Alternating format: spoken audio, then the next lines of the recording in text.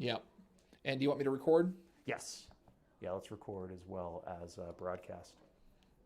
Like I said, we're not going for Hitchcock here.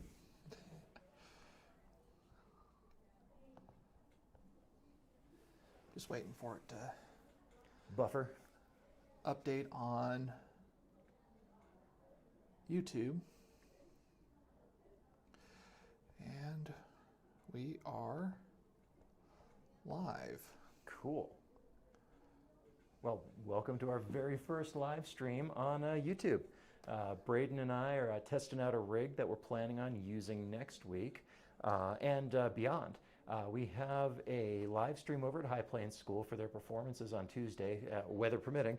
And so we were just over there this morning checking out with Mrs. Lemons the layout and coming up with a concept of how we wanted to do it. And fortunately, Braden knows, as I like to say, a thing or two about a thing or two. So Braden, take us away. What's the setup that we're using, and how are we going to leverage this into a performance?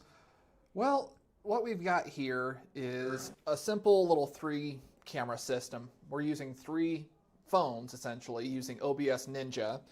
And then the software that we're using for streaming is OBS. It's an open source program. It's free. It is a little bit of a learning curve. The cool thing is there's so much information out there. It's easy to pop on a forum and say, I'm having this issue, or I found this trick. Anybody else thought about this? So it's really a cool community to get into.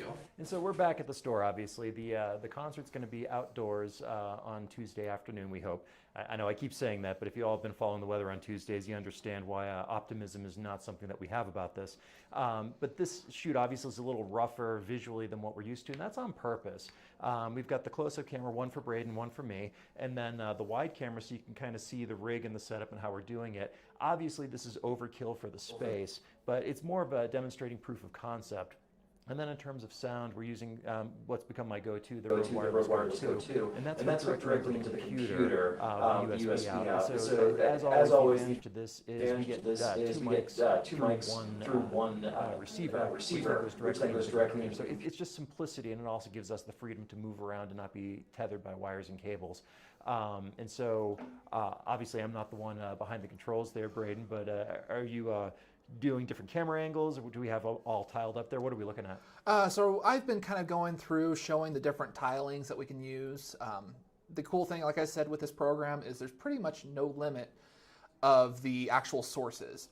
As I said, we're using 3 phones here using OBS Ninja, and it's a program that you actually don't have to download on your phone. It's all web-based. Yeah, that surprised me. You go to obs.ninja, it gives you a web address, and you put that in to the app on the computer, and then that automatically links the video sources. And the cool thing about that is you don't even have to be on the same network, which is, I mean, that's a huge killer app. Yes. As I was telling Braden when he was first telling me about this, I've got the Nest cams at home for the boys, and I can see into there where in the world at any time using basically the same technology. So it's leveraging that same thing to something that's really, really useful.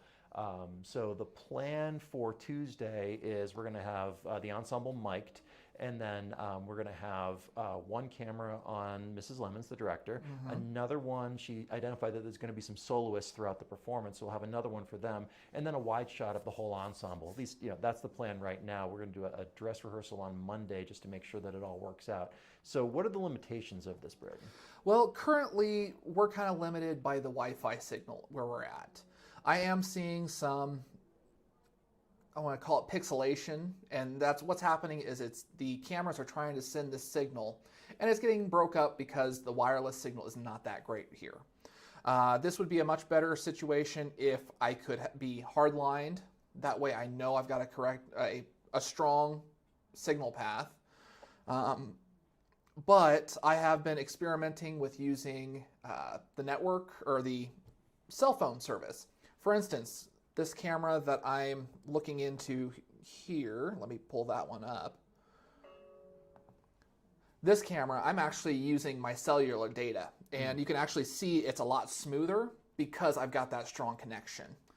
Aside from that, the biggest limitation is just basically your bandwidth. Right now, I'm showing our upload is maybe 2,000 kilobits, so maybe a megabit, maybe. That's not great in this. What would be ideal? Really, we'd be wanting like about 5 megabits Oh. if we can. But again, this is being sent from this program to YouTube where we can actually look and see what the actual production will be after this video. Mm-hmm. Yeah, and that's the thing too, is we're recording this for later, so I'm assuming the recording will be a little bit smoother versus what we're doing trying to upload a live stream. I think so. It should be. The only other thing that we're going to be doing a little bit different on that Monday and Tuesday is I'm going to actually have a different mixer for audio input. Mm-hmm. Basically, it's still going to be set up in the computer the same way. The computer is going to recognize that the mixer is the sound input. Like as we see here, I'm using the Rode as our sound input into the computer. I can do the same with my mixer. Yeah, and I like to talk about that too with people. Instead of, this is years ago when I was in college, instead of looking at it like, oh, this is a guitar input or this is a mic input, it's a input, it's a sound source input. The same thing with this, it's an audio source. It's not a mixer, it's not a wireless transmitter, it's not a microphone, it's an audio source. If you generalize your thought process, it's going to open up a whole other world for you where you're not limited by, oh, this plug only does this. That's not necessarily true. And so kind of overcoming that mental block has been a lifelong pursuit, but it's a very a useful context to put your mind into. Yeah, so this is our live stream proof of concept. Thanks for watching. And as time goes on, we'll get this refined down, but I was super excited about getting this out to you. So we just wanted to say, let's just go live and see where it takes us. So thanks for watching.